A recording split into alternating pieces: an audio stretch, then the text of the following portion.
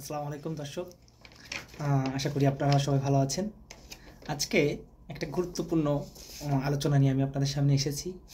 আমি এই জিনিসটা আগে একবার আমার ভিডিওতে উপস্থাপন করেছি, কিন্তু তারপরেও বিশেষ করে জাপানে যারা থাকেন এবং যারা নতুন আসেন, বিশেষ করে জাপানে যারা থাকেন, এদের কাছ থেকে আমার অসংখ্য কল এসেছে, অসংখ্য মেসেজ এসেছে যে ভাই আমি এই জিনিসটা একেবারেই বুঝি না, এই জিনিসটা নিয়ে আলোচনা হয় না, আসলে এই জিনিসটা কী করবো। দর্শক, আমার হাতে যে কাগজটা দেখতে পাচ্ছেন, এইটাকে বলে হচ্ছে গিয়ে থাই শুকুকিন।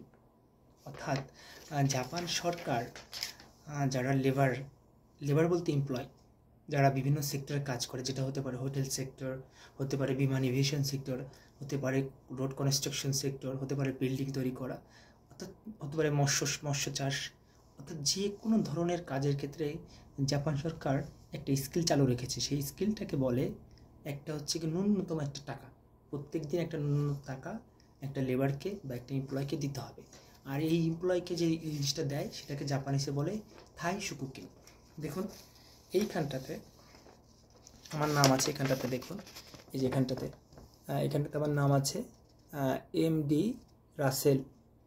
অর্থাৎ আমার নাম দিয়ে এই থাই শুকুকিনটা আমি যে বর্তমানে কোম্পানিতে চাকরি করি, আমার সেই বর্তমান কোম্পানি, এখানে আমার কোম্পানির নাম দেওয়া আছে, এটা আমার এখানে কোম্পানির নাম দেওয়া আছে আলপিকো গ্রুপ অফ কোম্পানি। তো আমার এই কোম্পানিতে আমি থাই শুকুকিন চালু করেছি। কিন্তু বাংলাদেশ থেকে যে সকল ছেলেমেয়েরা জাপানে আসে, যারা টেকনিক্যাল ইন্টার্ন হিসেবে আসে, যারা এসএসডাব্লিউতে আসে, বা যারা ইন্টারন্যাশনাল জব ভিসাতে আসে, বা যারা স্টুডেন্ট ভিসাতে আসে, স্টুডেন্ট ভিসাতে থাই শুকুকিন নেই। বাকি যে জব ভিসাগুলো আছে বা টেকনিক্যাল ইন্টার্ন ভিসা আছে, সেই ভিসাগুলোতে থাই শুকুকিন বাধ্যতামূলক।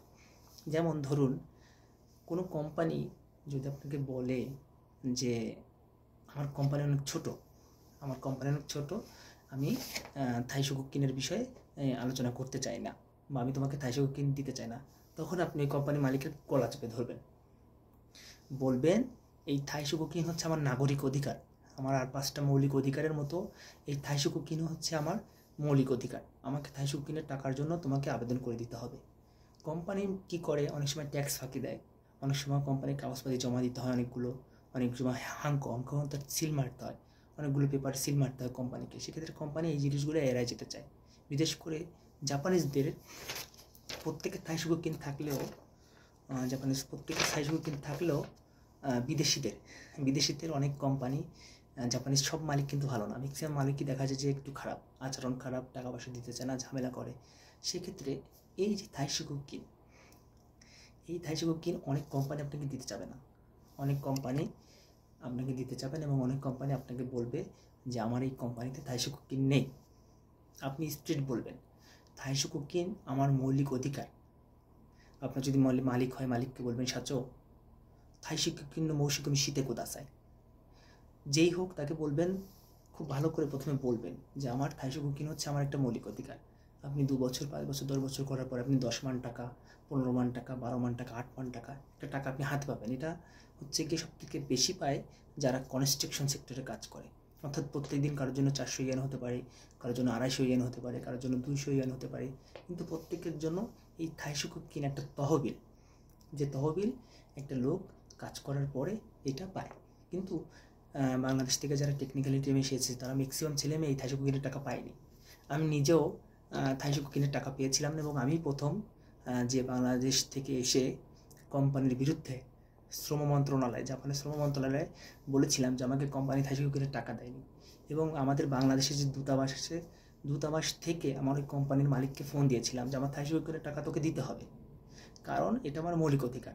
সুতরাং থাই শুকুকিনের জন্য আপনার কোনো কোম্পানি যদি আপনাকে বলে যে থাই শুকুকিনের টাকা তোমাকে আমি দিব না, বা আমি আবেদন করিনি, তখন ওই মালিককে বলতে হবে, আপনি যোগদান করার সঙ্গে সঙ্গে, আপনি যখন নতুন কোম্পানিতে যোগদান করবেন তখন সঙ্গে সঙ্গে বলবেন যে আমার এই থাই শুকুকিনের আবেদন তুমি করো, কারণ থাই শুকুকিনের আবেদন তুমি এখন করে রাখলে আমি 3 বছর 5 বছর পরে চাকরি ছেড়ে দিলে বা কোম্পানি পরিবর্তন করলে আমি একটা ভালো অঙ্কের টাকা পাবো। সুতরাং আপনার একটু সচেতনতার জন্য আপনি এই থাই শুকুকিনের পুরো টাকাটা আপনি পেতে পারেন। আমি চাই আমার বাংলাদেশের ছেলেমেয়েরা কেউ বঞ্চিত না হোক, যে যার জায়গা থেকে ভালো কিছু করুক এবং ভালো কিছু করে সফলতা নিয়ে আসুক। কারণ আমার দেশের 2টা ছেলে আসলে আরও 5টা ছেলে মেয়ে আসবে, 5টা ছেলে আসলে আরও 10টা ছেলে মেয়ে আসবে। এটা হচ্ছে আমার কাম্য। সুতরাং থাই শুকুকি নিয়ে যারা বারবার প্রশ্ন করেছেন, থাই শুকুকি নিয়ে জানেন না, তারা চাইলে এই ভিডিওটা দেখতে পারেন।